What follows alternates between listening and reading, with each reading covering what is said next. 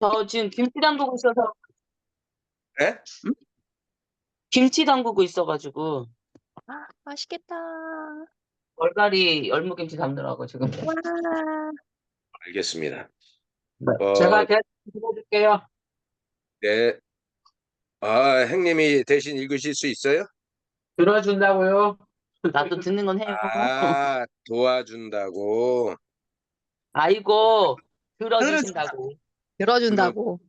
아니, 무슨 새벽에 김치를 반갑습니다. 담근데. 우리 네. 신랑이, 반갑습니다. 우리 신랑이 좀 전에, 요새는 생닭 안 해, 생닭? 그래서 지금 이거가 그거야. 내가 그랬어요. 생닭. 아, 좋네요. 내 인생에 힘이 되어준 한마디 정호승 산문집. 이제 첫 번째를 읽게 되었습니다. 오늘은 그 책을 펴내며 앞부분하고 프롤로그 하고요. 그다음에 어, 색채는 빛의 고통이다. 첫 번째를 하도록 하겠습니다. 음.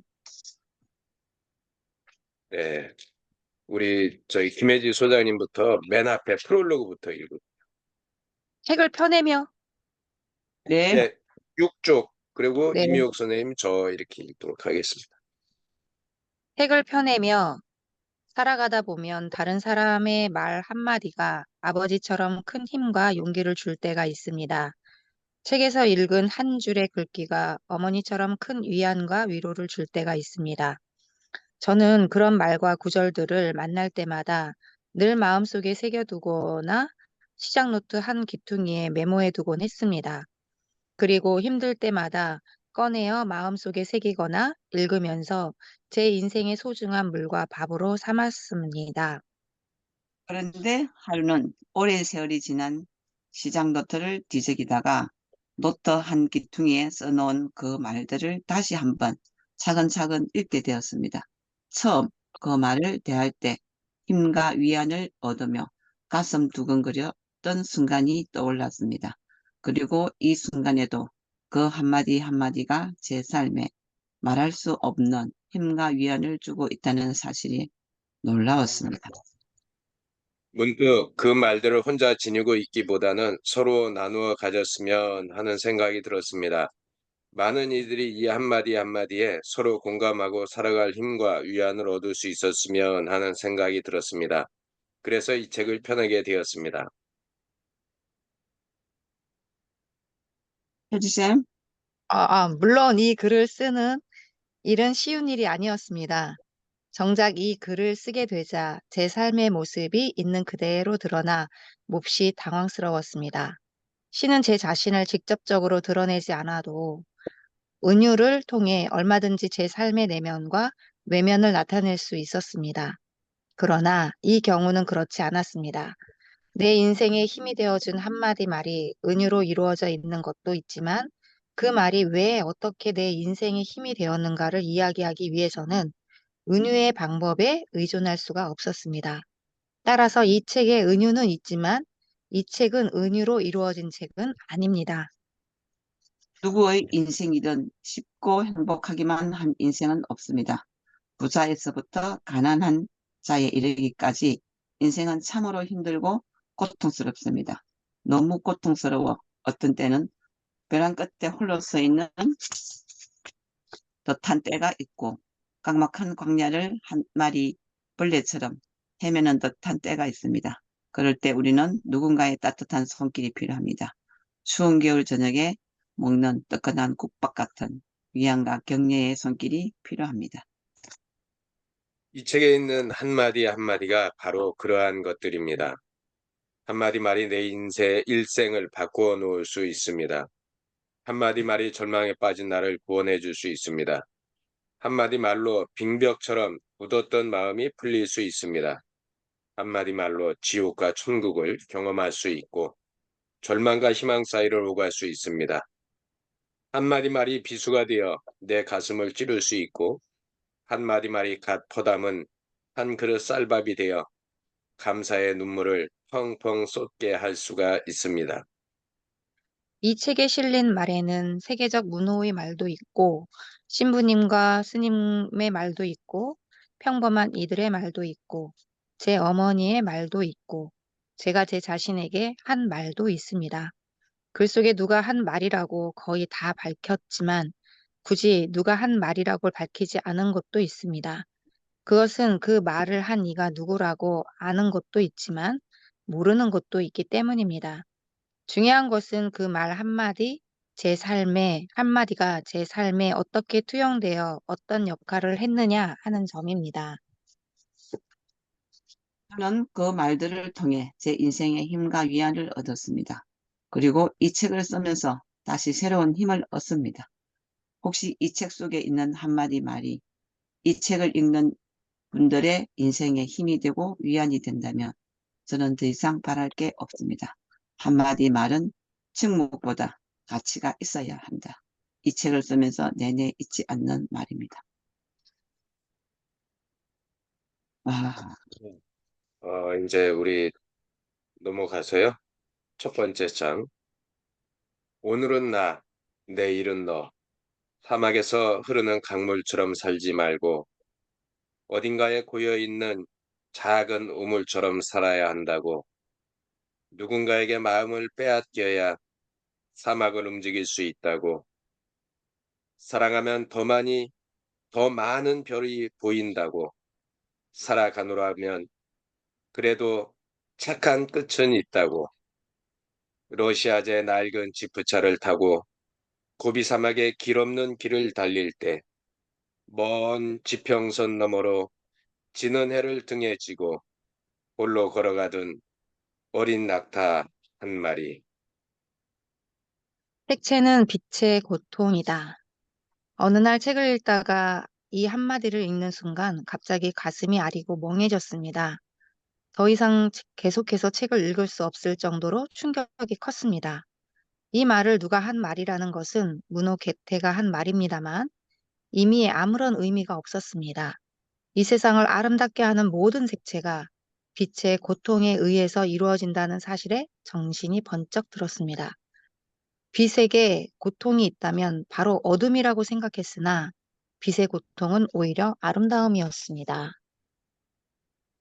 산과 바다가 산과 바다의 색깔을 내는 것이 꽃과 노을이 색깔을 내는 것이 모두 빛의 고통에 의한 것이라는 사실을 저는 단 한 번도 생각해 본 적이 없었습니다. 이 세상의 모든 아름다운 빛깔이 빛에 의해 그저 당연히 주어지는 것이라고만 생각했지 그 아름다운 색채를 내기 위해서 빛이 그토록 고통스러웠을 것이라고는 미처 생각하지 못했습니다. 빛은 우리에게 아름다운 빛깔들을 주기 위해 그 얼마나 고통스러웠을까요?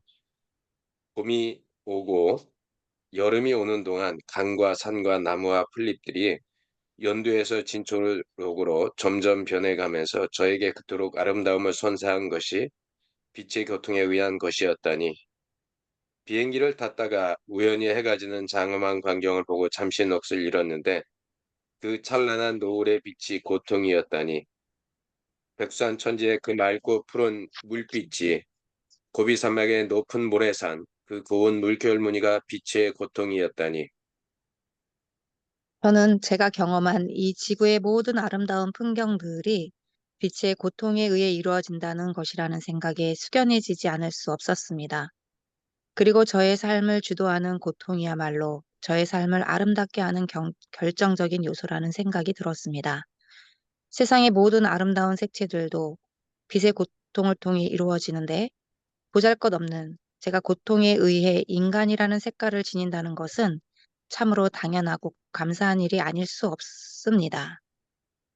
인간도 고통을 통하지 않고서는 아름다워질 수 없습니다.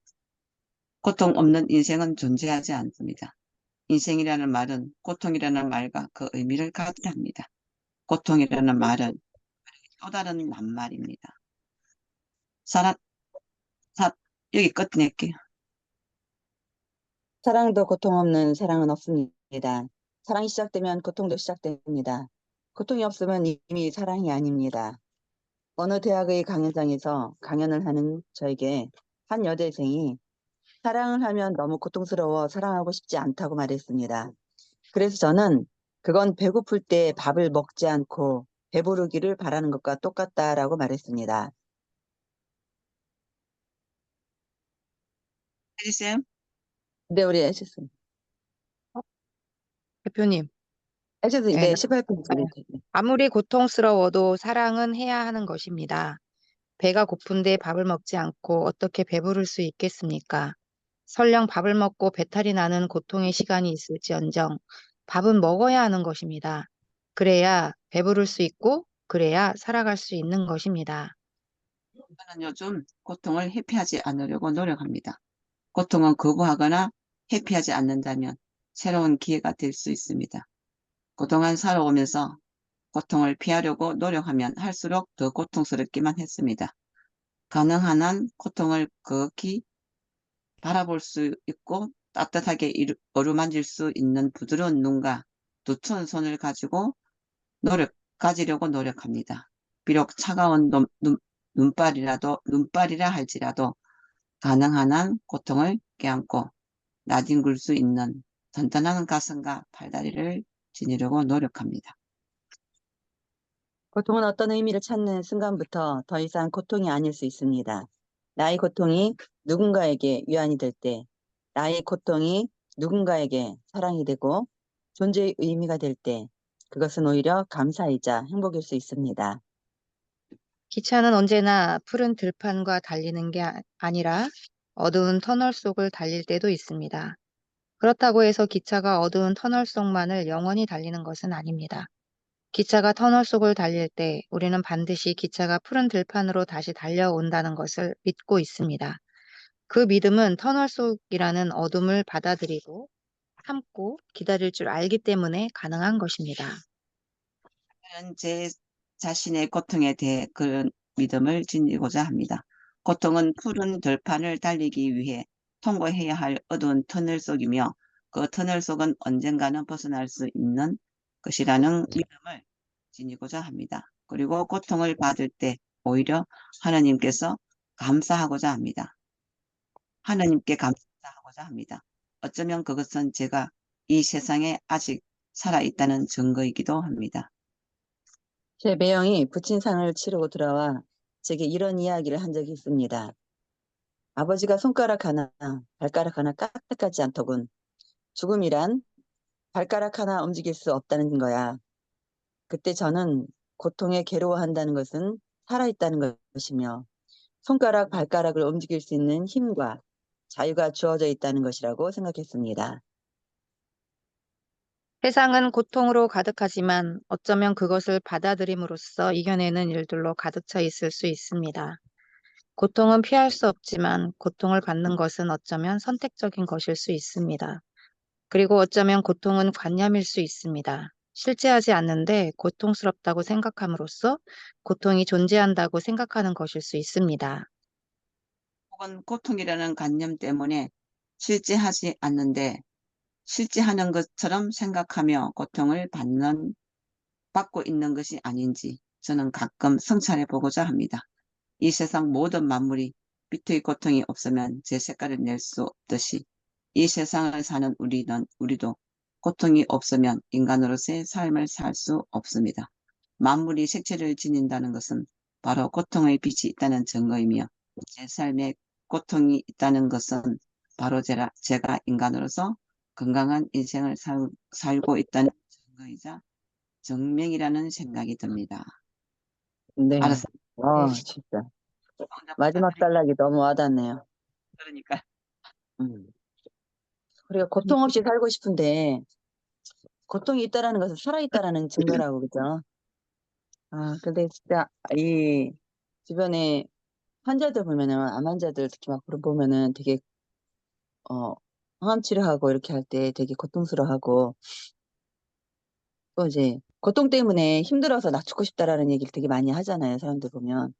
근데 이 고통이 살아있다라는 증거라고 하니까 걱정 없이 살고 싶은데, 그죠? 끝까지 읽으면서도 왜 빛이 고통스럽지?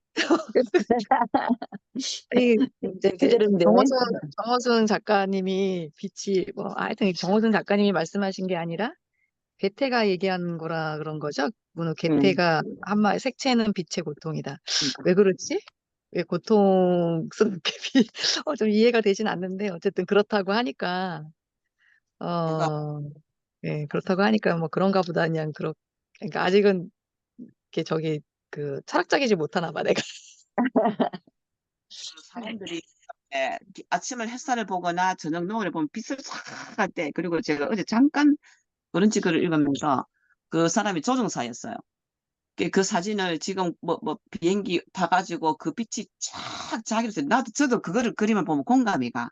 음, 그 순간 어떻게 표현했냐면 모든 걸 막 자기도 그 감동했는 글이 나도 다 와닿는데 그 글을 어떻게 표현할 줄을 그냥 몰랐는데 지금 여기서도 그 빛에 대해서 나오니까 아, 이렇게 표현을 하구나.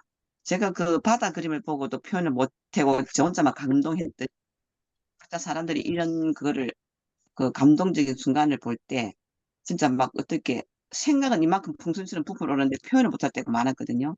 저도 오늘 이 빛에 대해서 말할 때, 아, 다음에 이런 데서 좀 한마디 써먹으면 되겠다. 그런 생각. 음. 그렇죠. 그러니까 아, 19페이지에 보면 기차는 언제나 푸른 들판만 달리는 게 아니다 해서 기차, 버스, 뭐 자동차 이제 운전하고 지방 달릴 때 터널 달리잖아요. 그러니까 와, 이런 것도 이렇게 표현을 하는구나. 그 일상을 이렇게 표현을 하는구나. 그렇지. 어두운 터널이 있지만 저는 가끔 이제 그 터널 어두운 게 길게 늘어질 때 가면 가슴이 좀 답답하고 약간 조금 그런 게 느껴지긴 하더라고요. 좀 약간 두려움 같은 거? 근데 어쨌든 이제 밝은 푸른 창공이 나올 테니까 이런 말도 좀 일상에서 쓰면 참 좋겠다 싶기도 하고요. 그리고 20페이지에 보면 고통에 괴로워한다는 것은 살아있다는 것이다. 그 써놨어요. 고통받는 것을 감사하자. 써놨어. 빨갛게 해가지고 그러니까. 그래. 감사할 수 있을 것 같아. 고통받는 거. 감사하자. 예, 진짜 그 마음이 드네요. 이게 자꾸 사람이 이게 내가 이런 글귀를 한 6개월 읽은 거잖아요, 계속. 어, 여기 이제 생따에 들어오면서 계속 네. 읽다 보니까 이게 뭐 변하는 것 같아. 6시 독서 모임에도 그, 퓨처 셀프? 그 책도 소셜셀프. 읽고, 네네. 예, 그냥 닥치고 괜찮아요. 하라. 뭐 그런 말, 음. 그런 책을 막 읽다 보니까, 에이, 그래, 고통받는 게 감사해야지. 이게 사람이 사고가 그렇게 되는 것 같아요.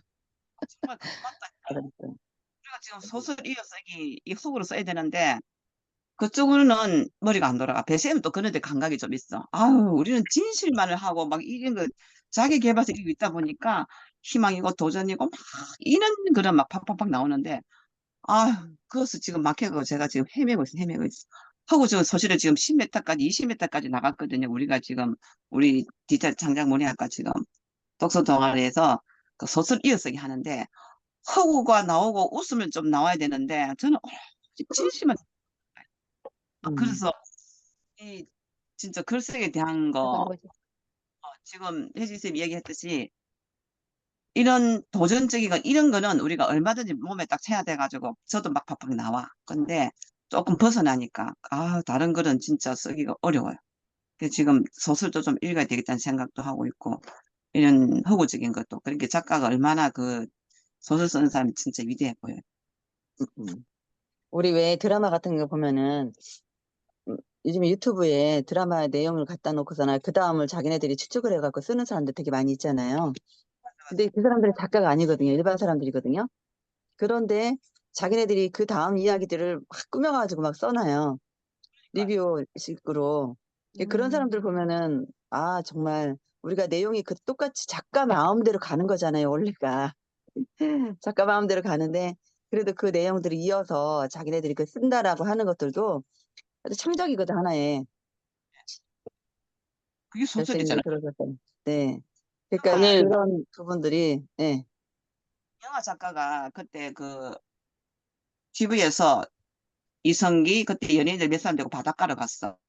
가가지고 아무나 돌아가면서 한마디 던지게 했어. 그 소설을 읽기 시작하는 거야. 저는 그때 이제 우리 글쓰기 시작했을 때니까 그게 되게 감명 깊게 와닿아가지고 그거를 뭐 하늘에서 뭐 구름이 있다 비가 온다 뭐 그러니까 모래가 한다고 무조건 이어갖고 써라는 거야. 그게 음. 이제 그렇게 시작하는 거더라고. 우리는 좀 그런 것도 조금 이제 예, 그런 쪽으로 감각을 좀 키워가야 되겠다는 생각을 저는 해봅니다.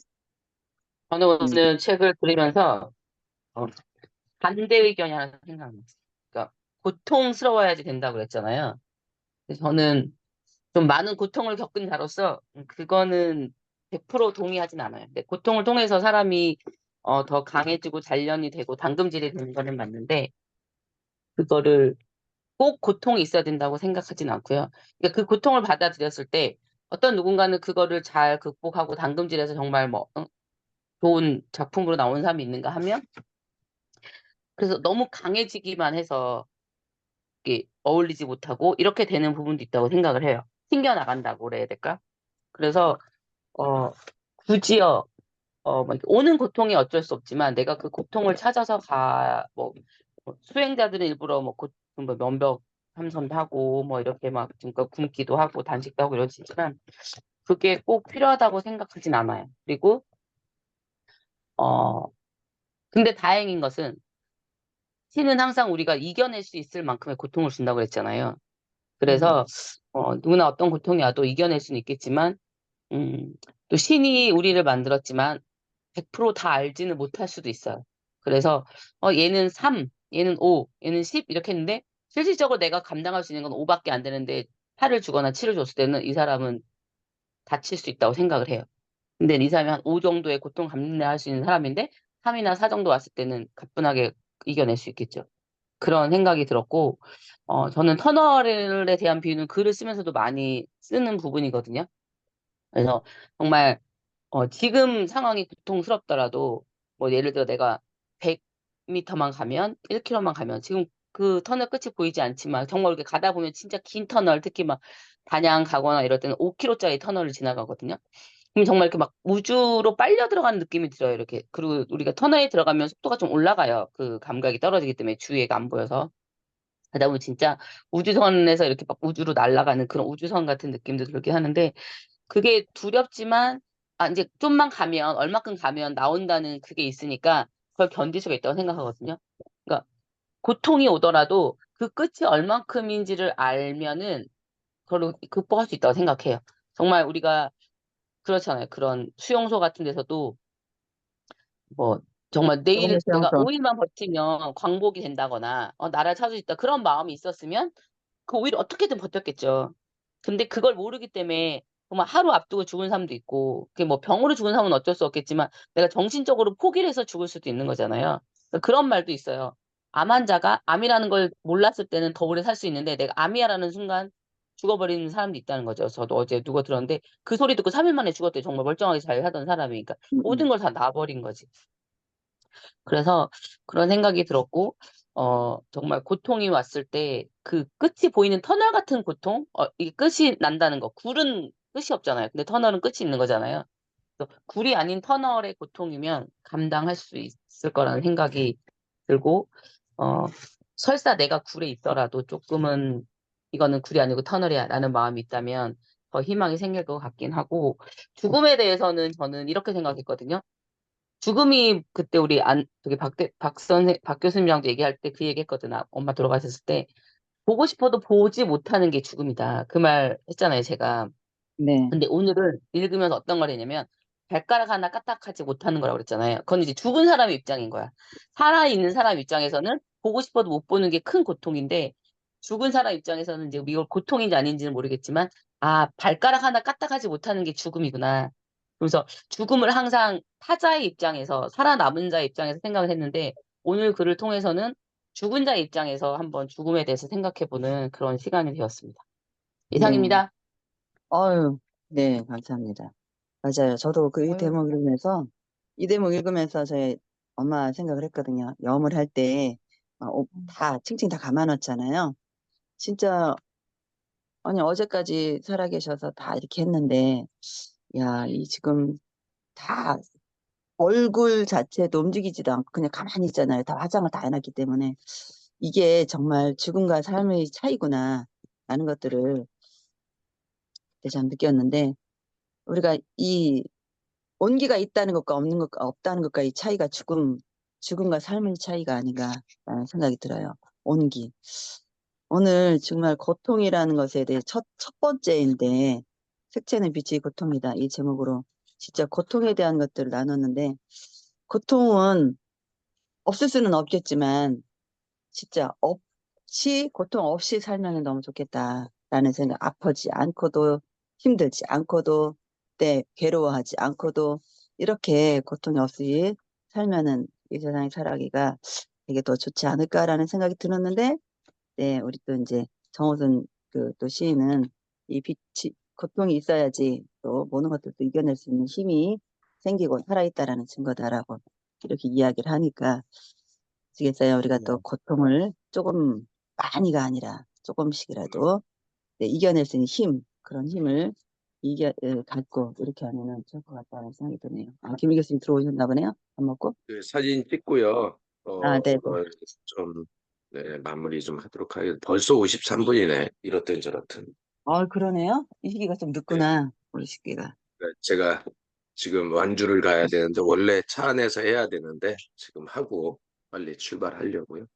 네, 찍겠습니다. 하나, 둘, 셋. 네. 성령쌤이 나오셨나요? 안 나오셨죠? 오늘 또 이렇게 마치고요. 첫날 또 이렇게 시작할 수 있어요. 좋고요. 내일은 멀쩡하게 이렇게 아침에 맞도록 하겠습니다. 네. 예, 네, 행복한 하루 되세요. 오늘도 힘이 되는 멋진 하루 되시기 바랍니다. 성경쌤 나왔네. 사진 한번 다시 찍을게요. 이따 왔으니까. 찍겠습니다. 하나, 둘, 이미혁 선생님, 가만히 계셔요. 어디 갔어요? 네, 됐습니다. 네, 하나, 둘, 셋. 네, 고맙습니다. 성경쌤은 선글라스도 잘 어울리는 것 같아요. 오늘 첫 장을 넘기니까 꼭 오늘이 6월 1일 같아서 좋네요. 까먹은 열흘을 되돌린 것 같아서. 네, 감사합니다. 우리 행님도 건강하시고요. 네. 수고들 하세요. 네, 감사합니다.